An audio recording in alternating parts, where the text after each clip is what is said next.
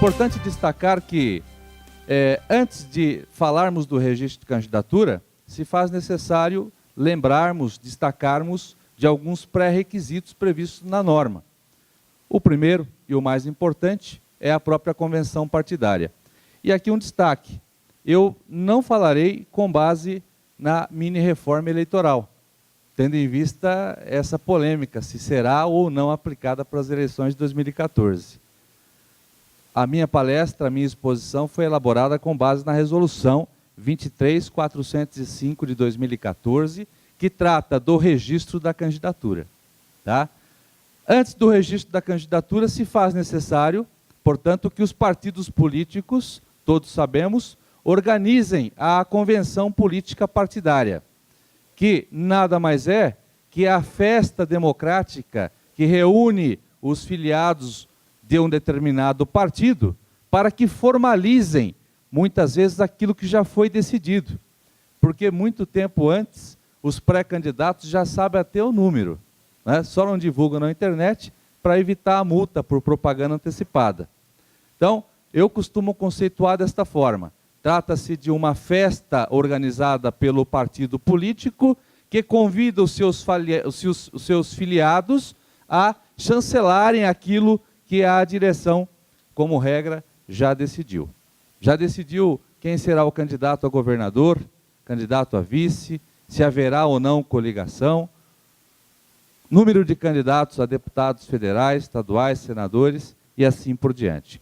Portanto, pela regra atual, a convenção política partidária deverá ser realizada entre os dias 10 e 30 de junho, obedecidas às normas estabelecidas no próprio estatuto, que é o contrato social do partido político. Uma outra exigência que os partidos deverão observar é o número de candidatos que poderá ser registrado. Partido político, todos sabemos, poderá registrar um candidato a presidente da República, um candidato a governador por estado, no Distrito Federal, com seus respectivos vices, tendo em vista a unicidade da chapa. Um candidato ao Senado Federal em cada unidade da federação. Esta é a regra. Cada partido político, vale destacar, poderá registrar até 1,5 vezes o número de vagas. 150% é o que diz a Lei 9.504 de 97. Destacar também que o partido coligado, ele trabalha com esse número dobrado e deverá atentar, ainda que ele esteja isolado ou coligado, para as percentagens exigidas para homens e mulheres. Lembrando que esta percentagem está vinculada a outra. Em algumas eleições passadas, era comum que os partidos preenchessem ali o número de vaga destinada aos homens e deixassem ali vago o 30% destinado às mulheres. Hoje mudou, nós sabemos, a partir das eleições de 2012, se eu não me engano, esta percentagem está vinculada a outra. Tá? Importante que os partidos observem também esta exigência. Muito bem. Agora sim, tomadas essas providências, realizada a convenção política partidária, formalizadas as coligações, escolhidos os partidos políticos, lavrada a respectiva ata, e esta documentação será encaminhada à Justiça Eleitoral, cujo prazo estabelecido nesta resolução, que é cópia da lei, do dispositivo previsto na Lei 9.504 de 97, Lei das Eleições, o prazo é de 5 de julho do ano da eleição. Eu assisti atentamente, aprendi muito com os expositores que me antecederam, e o doutor Alckmin, ele levantou uma questão interessante. Qual é o momento do registro da candidatura? Já que a Justiça Eleitoral pacificou que será aquele momento levado em consideração para a análise das condições de elegibilidade. Como regra, o momento do registro da candidatura conta-se o prazo de 5 de julho. Agora, é muito possível muito possível que um partido utilize como estratégia o dia 10, que é o primeiro dia para a realização da convenção, e já no dia 11, por exemplo, entregue a documentação à Justiça Eleitoral, sabendo que um dos seus candidatos puxadores de votos, por exemplo, ficaria condenado dia 15, dia 20 de junho. Ou seja, ele não estaria inelegível, dependendo da condenação, porque também não tem muito por onde fugir, tendo em vista a inelegibilidade superveniente que poderá ser arguida mesmo após o registro da candidatura. Portanto, como regra, o prazo e o momento para a aferição das condições de elegibilidade, 5 de julho, sendo que o Tribunal Superior Eleitoral é o órgão competente para o registro da candidatura do candidato a presidente da República e do seu respectivo vice.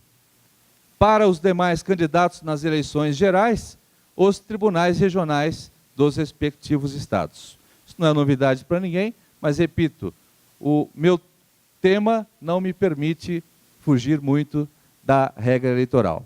Muito bem. Aqui algumas formalidades. Todos sabemos que o partido deverá preencher diversos formulários. Nós nos atentaremos à documentação que será exigida de cada candidato e ousaremos sobrevoar um pouquinho sobre as condições de elegibilidade. Penso eu que é o tema mais importante, inclusive, dessa exposição. Requerimento de registro de candidatura. É um documento que será impresso através do sistema que será disponibilizado no sítio da Justiça Eleitoral e, juntamente com este formulário, os partidos políticos deverão apresentar uma série de documentos. Declaração atual de bens, preenchida pelo sistema e assinada pelo candidato. Por uma simples razão, o candidato deverá apresentar a sua condição financeira à Justiça Eleitoral, aos cidadãos, aos eleitores, para que se evite que, depois do cumprimento de um primeiro, segundo mandato, ele não se enriqueça ilicitamente. Muito bem.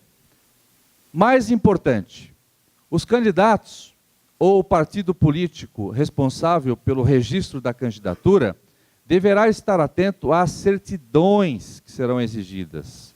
E aqui, neste tema, eu costumo lembrar os partidos políticos, os colegas advogados que militam na área, que é importante que esta aferição, que esta análise seja feita muito tempo antes do período de registro.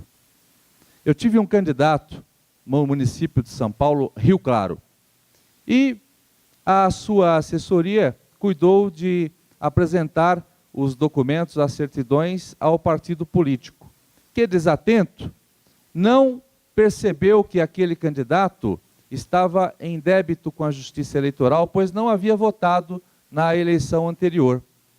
Candidato que liderava todas as pesquisas para prefeito de um município importante de São Paulo.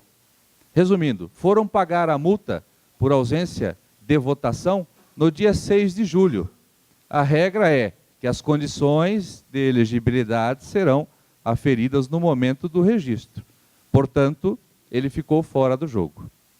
Até alguns advogados sugeriram que ele utilizasse a estratégia da substituição, que ainda era autorizada, né, até as eleições passadas, a substituição às vésperas, mas eles entenderam que não era o caso, o candidato acabou desistindo.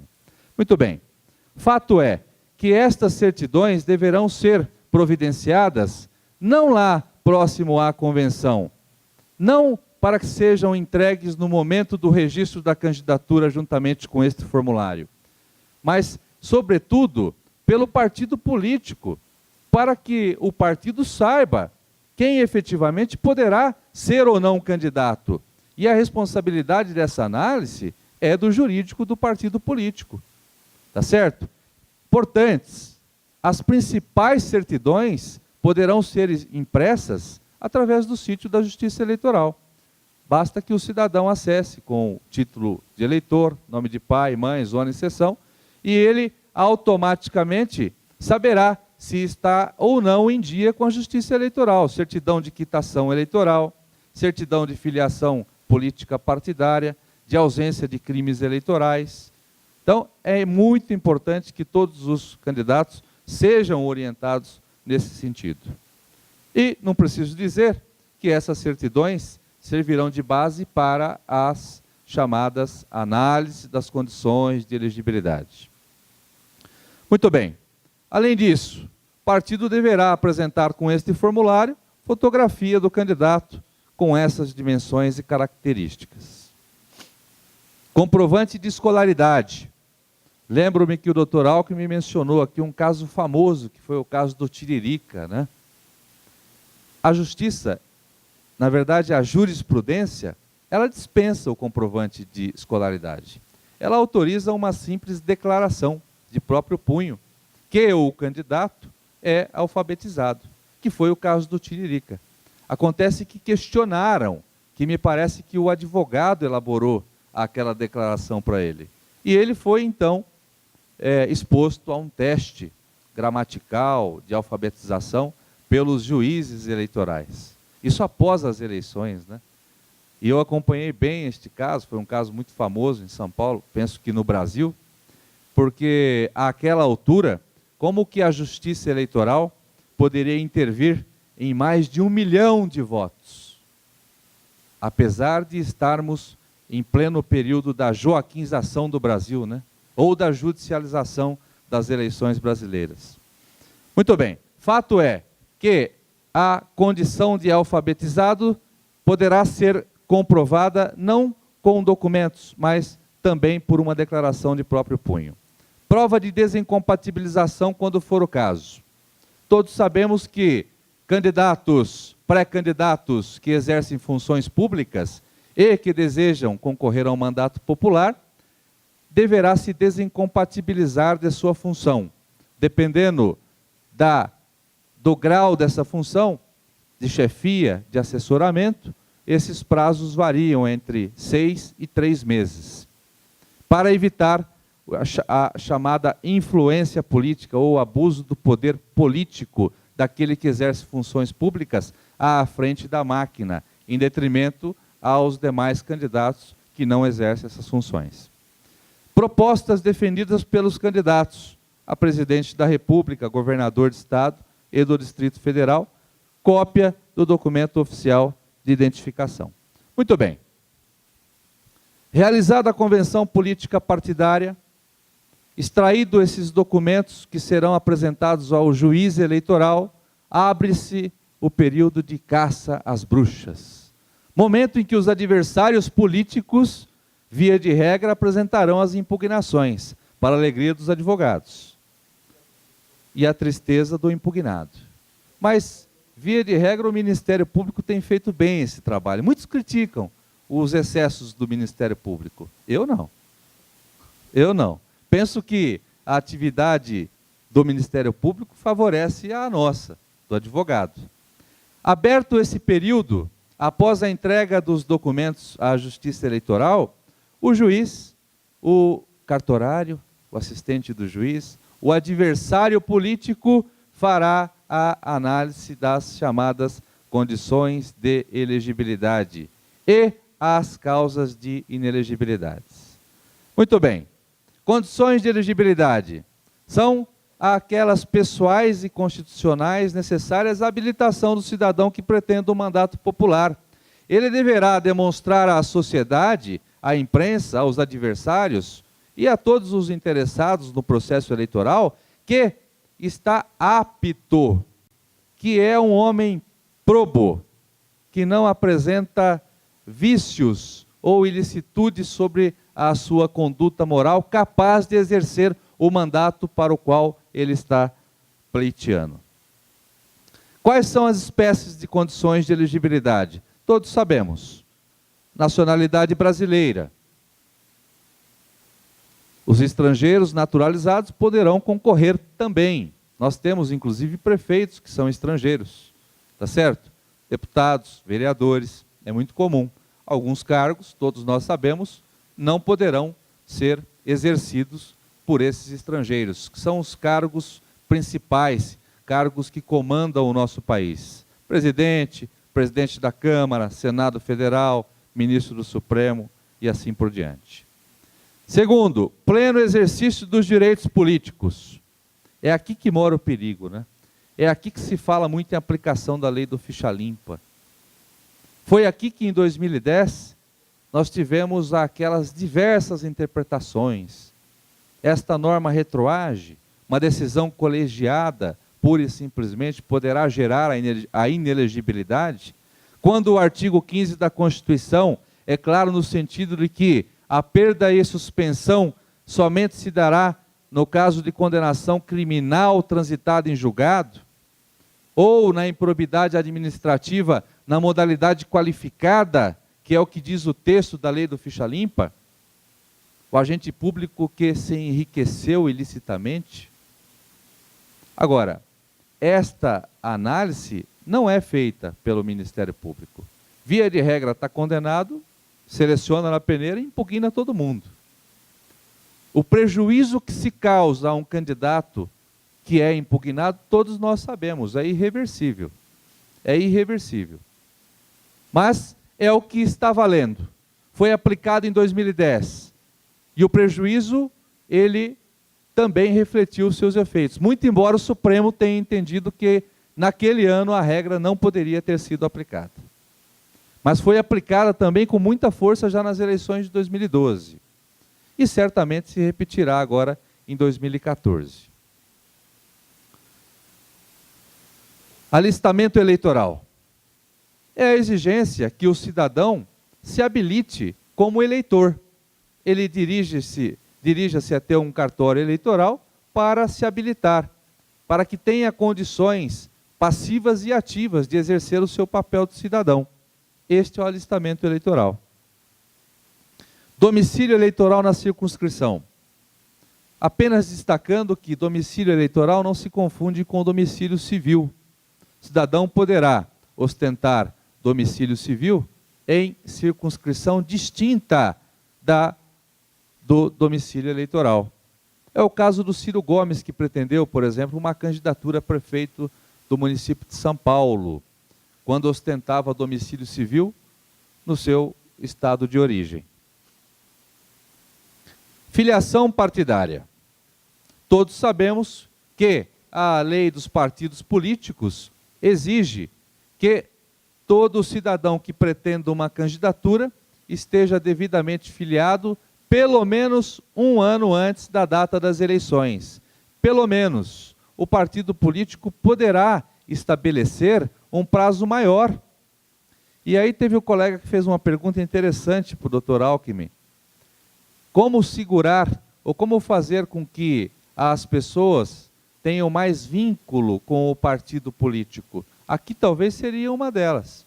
Que o partido político estabelecesse um prazo maior de filiação, para que não houvesse aquele troca-troca de legendas ali às vésperas, um dia antes do prazo, como todos nós sabemos, e os partidos são pegos de surpresa, né? Então, eventualmente, fica a sugestão. Caso haja a proposta de uma reforma ao estatuto, que o partido pense em um prazo maior, já que a regra estabelece o mínimo. Importante destacar que é usual em São Paulo e certamente no Brasil, que os partidos políticos, eles procurando os puxadores de voto, especialmente os artistas, e aqueles que não ostentaram filiação política partidária, os partidos formalizem filiação fora do prazo, com base na súmula 20.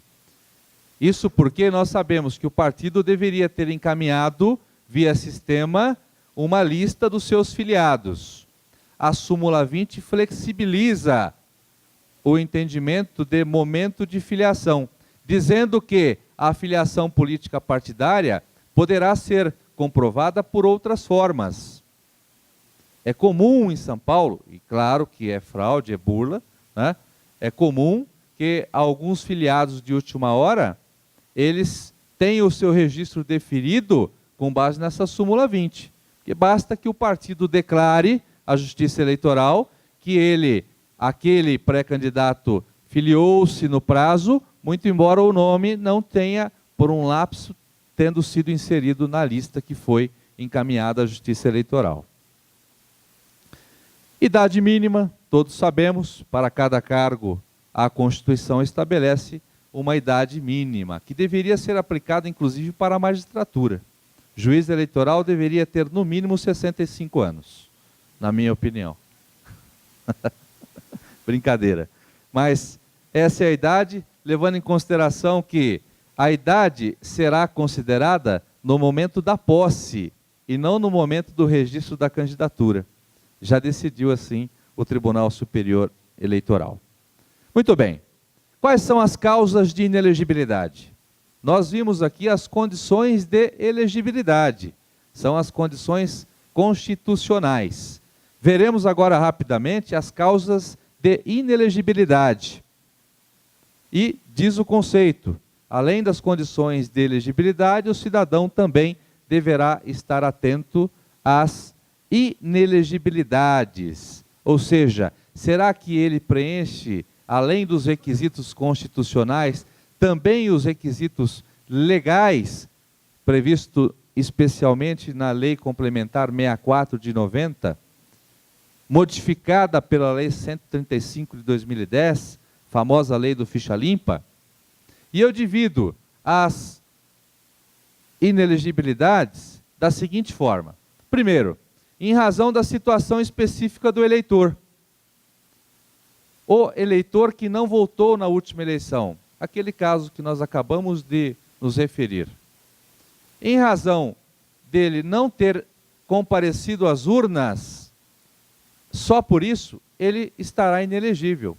Ou se este mesmo cidadão ostentar uma condenação por improbidade administrativa na modalidade dolosa, também estará inelegível. Será considerado uma causa de inelegibilidade.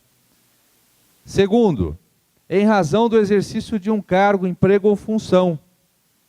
Cidadão que é servidor público, nomeado, por exemplo, secretário de Estado, pretende uma candidatura ao mandato de deputado federal. E não se afastou, não se desincompatibilizou no prazo legal de 6 meses, função de comando 6 meses, secretário de Estado, ele estará inelegível em razão do exercício desse cargo.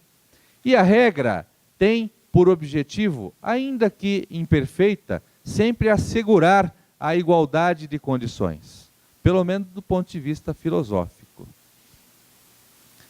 E C, em razão da relação do parentesco para se evitar a chamada perpetuação do poder no mesmo núcleo familiar.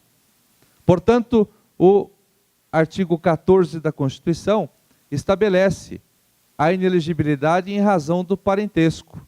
Todos nós conhecemos aqui casos em que o prefeito, ele, se não houvesse proibição de reeleição, ele seria prefeito por 30, 40 anos naquele município e, após a emenda que proibiu a reeleição, ele passaria a exercer o seu mandato nos municípios próximos. Isso também foi proibido pela regra eleitoral.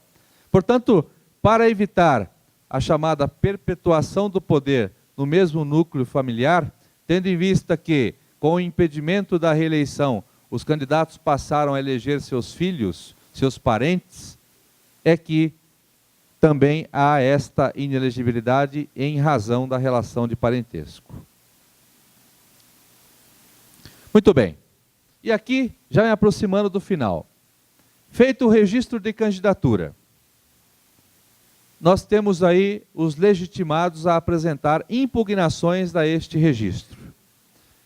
Diz o texto de lei, qualquer partido político, coligação ou Ministério Público, no prazo de 5 dias contados da publicação do edital do registro de candidatura, poderá impugnar aquele registro, destacando condições de inelegibilidade ou causas de inelegibilidade, condições de elegibilidade ou causas de inelegibilidade.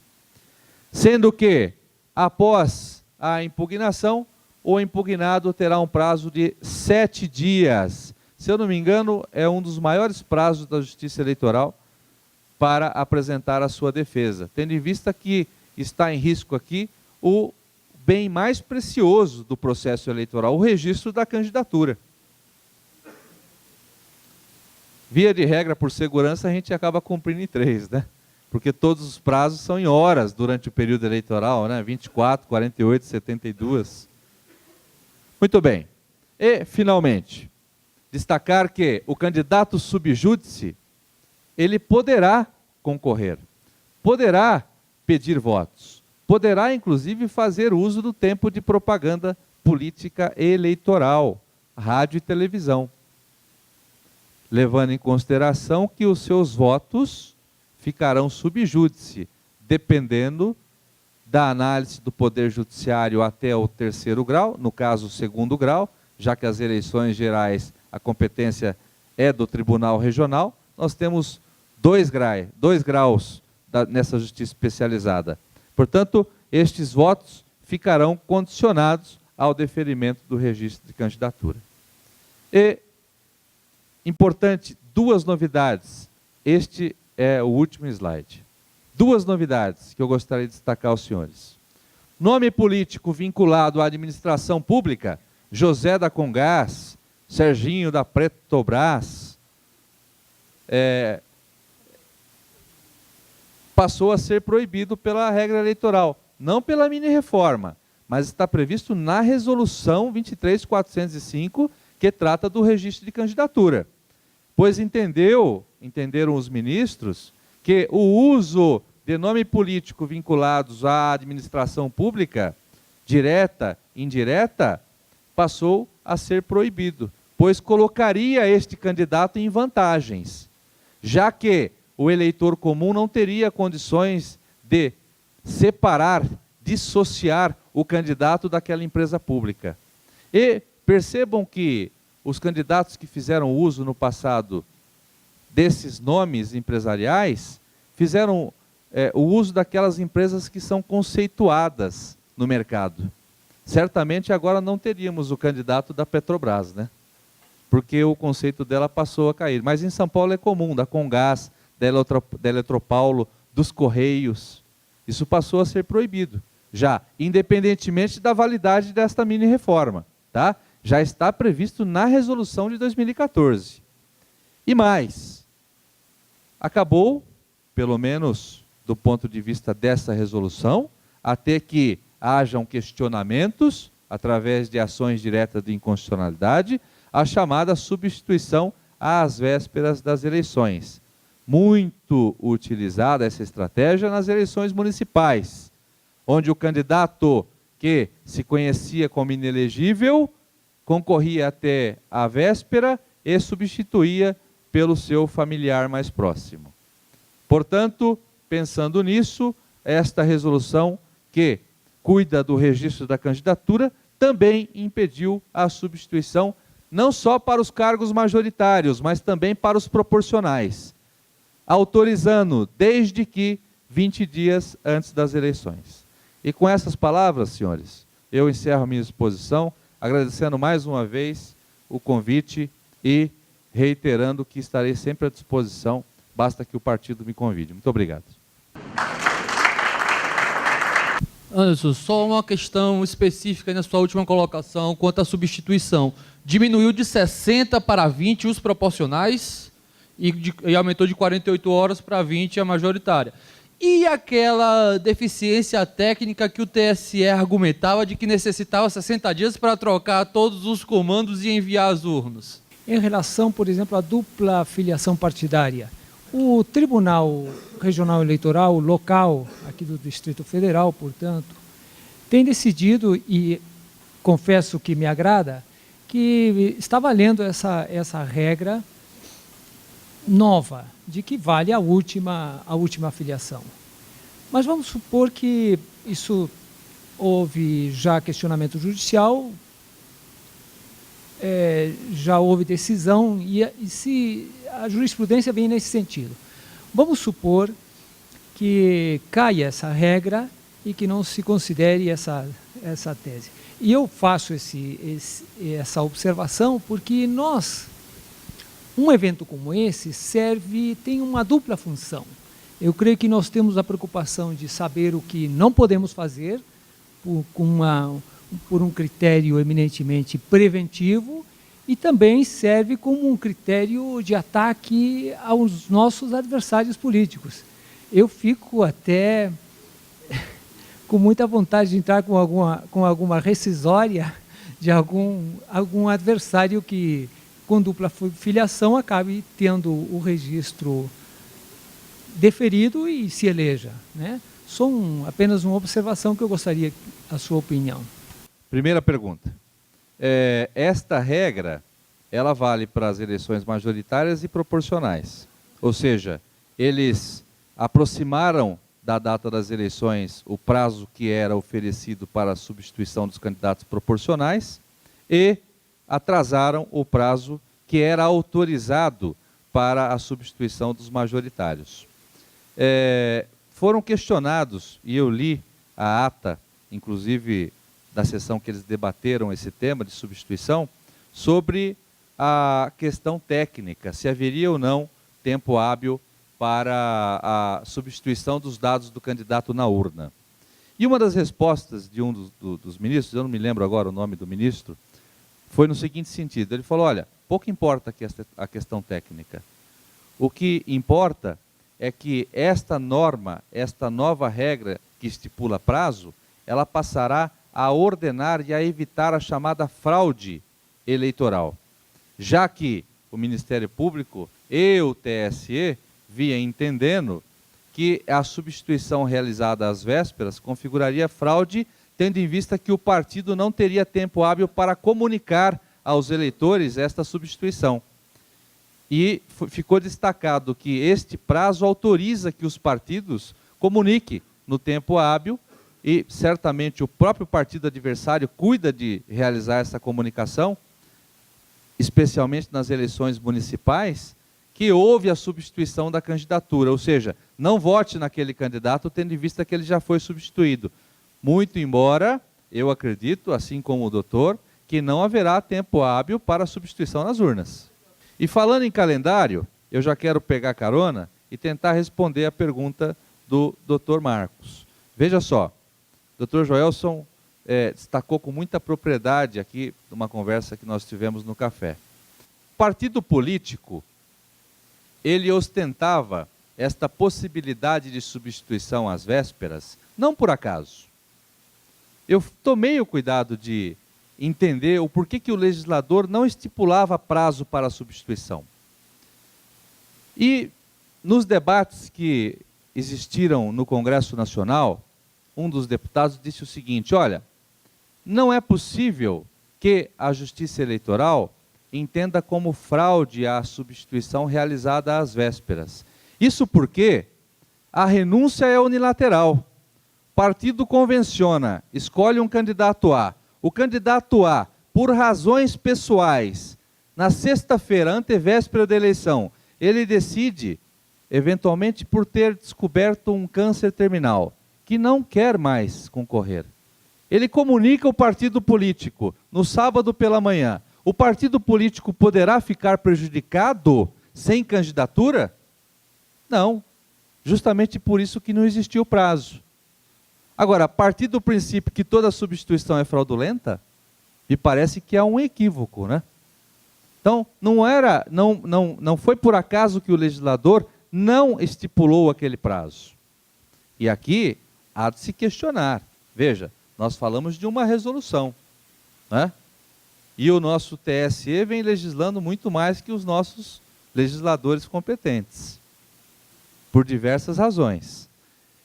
Acontece que, ao mesmo tempo que o TSE exige prazos, ele não cumpre os seus próprios prazos.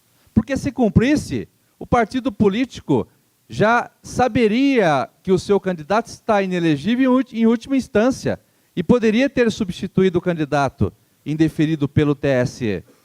Tá certo? E, como ele sabe que não cumprem prazo, e o excesso de formalidade na Justiça Eleitoral prejudica o processo eleitoral, inseriram nesta mini-reforma, e se eu não me engano, copiaram já nessa resolução de 2014, a possibilidade de considerar a última filiação como válida.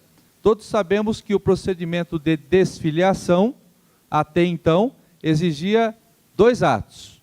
A comunicação ao partido político, cópia deste protocolo ao cartório eleitoral, ao juiz eleitoral.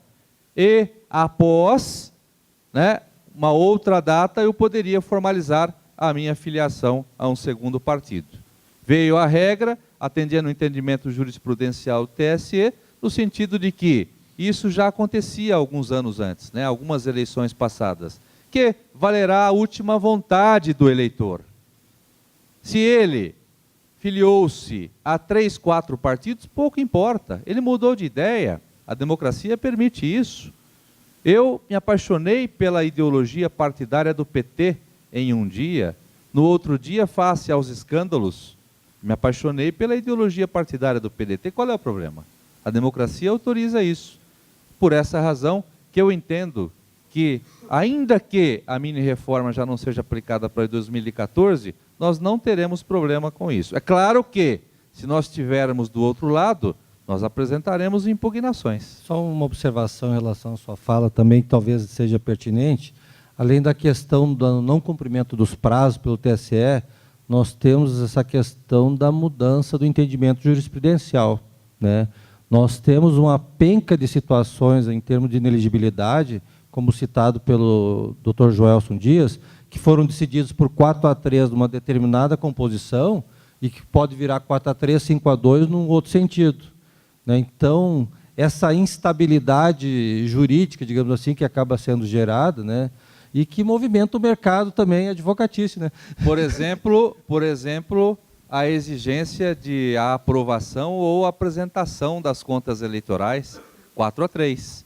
O legislador ratificou o que pretendia, deixando claro que basta que o candidato apresente suas contas à Justiça Eleitoral, tendo em vista que o Ministério Público poderá, e conta com meios para isso, propor uma representação por eventual vícios na sua prestação de contas. Mas a mera rejeição de contas não poderia gerar a inelegibilidade, que não é inelegibilidade. Na verdade, ela traria um impedimento para que o cidadão tivesse acesso à certidão de quitação eleitoral. Isso está 4-3, pode mudar a qualquer momento. Qual é a orientação que nós passamos aos nossos clientes? É difícil, né? Olha, prestem conta e tomem cuidado para que sejam aprovadas, tendo em vista que o TSE pode mudar a qualquer momento.